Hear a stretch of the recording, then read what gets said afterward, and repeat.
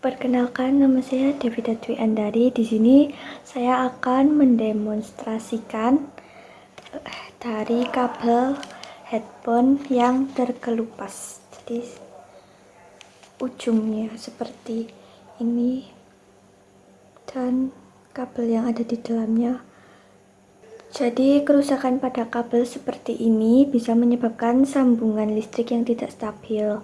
Ini mengakibatkan sinyal audio yang terputus-putus atau bahkan tidak ada suara sama sekali. Jadi untuk memperbaiki kabel yang terkelupas ini menggunakan isolasi atau perekat kabel untuk menutupi bagian yang rusak. Namun jika kerusakannya lebih parah, mungkin saatnya mengganti headphone tersebut. Jadi di sini saya akan mencoba buat menutupi kabel yang terkelupas seperti ini dengan isolasi. Ini saya sudah memperbaiki kabel yang terkelupas ini dengan solasi. Di sini saya menutupinya dengan solasi agar tetap terjaga aman saat digunakan dan kabel tidak tertarik-tarik. Dalam video ini saya akan menunjukkan bagaimana cara mendemonstrasikan setrika dengan kabel yang terkelupas seperti ini. Kerusakan pada kabel ini bisa berbahaya karena terjadi gesekan atau pemakaian lama atau kabel yang tertekuk.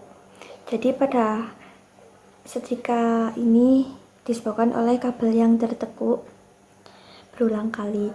Kerusakan pada kabel setrika bisa sangat berbahaya jika kabel ini menyentuh bagian logam atau terkena air. Resiko sengatan listrik meningkat. Selain itu, setrika ini mungkin tidak berfungsi dengan baik karena aliran listrik terputus di bagian kabel yang terkelupas.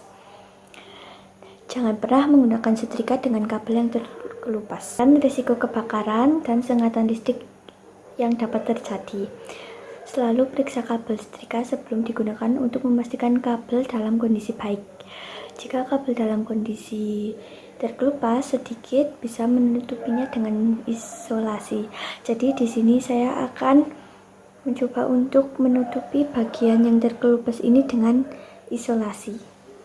Jadi di sini saya memperbaiki pada kabel setrika yang telah terkelupas dengan isolasi dan tertutup seperti ini. Pada perbaikan seperti ini dapat mengurangi resiko sengatan listrik.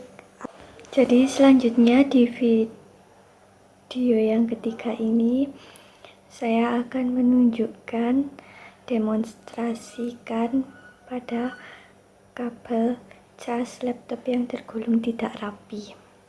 Di sini saya memiliki kabel cas yang tergulung tidak rapi. Jadi kabel casnya seperti ini.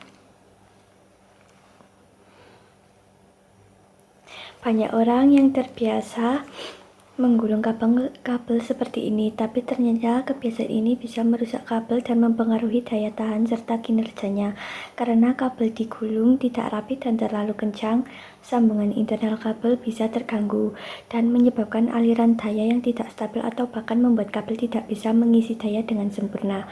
Ketika kabel digulung terlalu ketat atau dengan cara yang asal-asalan, bagian dalam kabel bisa tertekuk tajam dan ini dapat merusak lapisan isolasi dan menyebabkan kerusakan pada kawat tembaga di dalamnya. Bahkan jika dibiarkan terlalu lama, kabel bisa terputus atau mengalami konsleting. Untuk menjaga kabel agar tetap awet, penting untuk menggulung kabel dengan cara yang benar.